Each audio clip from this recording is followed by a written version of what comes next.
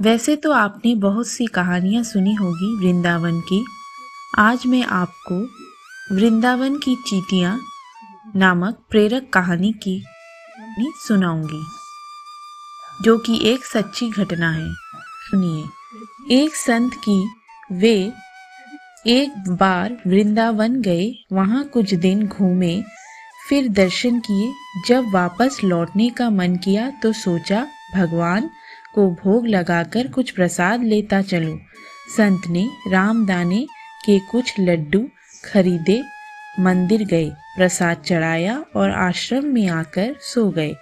सुबह ट्रेन पकड़नी थी। अगले दिन ट्रेन से चले। सुबह वृंदावन से चली ट्रेन को मुगल सराय स्टेशन तक आने में शाम हो गई। संत ने सोचा अभी पटना तक जाने में 3-4 घंटे और लगेंगे। भूख लग रही है। मुगल सराय में ट्रेन आधे घंटे रुकती है। चलो हाथ पैर धोकर संध्या वंदन करके कुछ पा लिया जाए। संत ने हाथ पैर धोया और लड्डू खाने के लिए डिब्बा खोला। उन्होंने देखा लड्डू में चींटे लगे हुए थे। उन्होंने चींटियों को हटाकर 1-2 लड्डू खा लिए।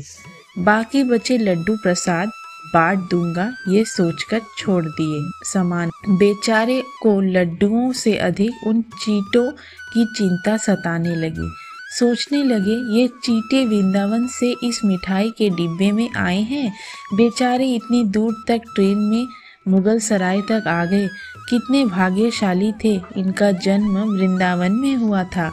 अब इतनी दूर से पता नहीं कितने दिन या कितने जन्म लग जाएंगे इनको वापस पहुंचने में। पता नहीं व्रज की धूल इनको फिर कभी मिल भी पाएगी या नहीं।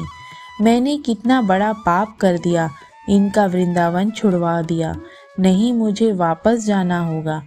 और संत ने उन चींटों को वापस उसी मिठाई के डिब्बे में सावधानी से रखा और वृंदावन की ट्रेन पकड़ ली। उसी मिठाई की दुकान के पास गए, डिब्बा धरती पर रखा और हाथ जोड़ लिए। मेरे भाग्य में नहीं कि तेरे व्रज में रह सकूं, तो मुझे कोई अधिकार भी नहीं कि जिसके भाग्य में व्रज की धूल लिखी है उसे दूर कर सकूं। दुकानदार ने देखा तो आया। महाराज, चींटे लग गए तो कोई बात नहीं, आप दूसरी मिठाई तौलवा लो। संत ने कहा भैया, मिठाई में कोई कमी नहीं थी, इन हाथों से पाप होते होते रह गया, उसी का प्रायश्चित कर रहा हूँ।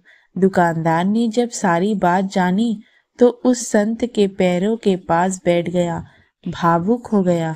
इधर दुकानदार रो रहा था, उधर संत की आंखें गीली हो रही थी।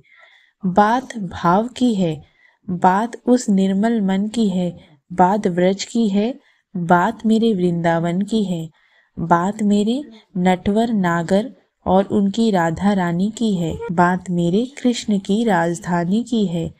बोझो तो बहुत कुछ है, नहीं तो बस पागलपन है, बस एक कहानी।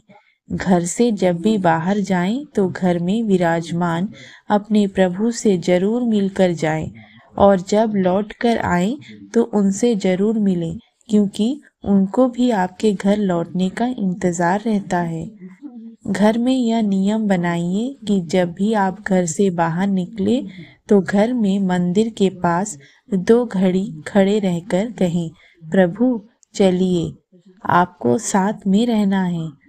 ऐसा बोलकर ही घर से निकले, क्योंकि आप भले ही लाखों की घड़ी हाथ में क्यों ना पहने हो, पर समय तो प्रभु के ही हाथ में है ना। राधे राधे।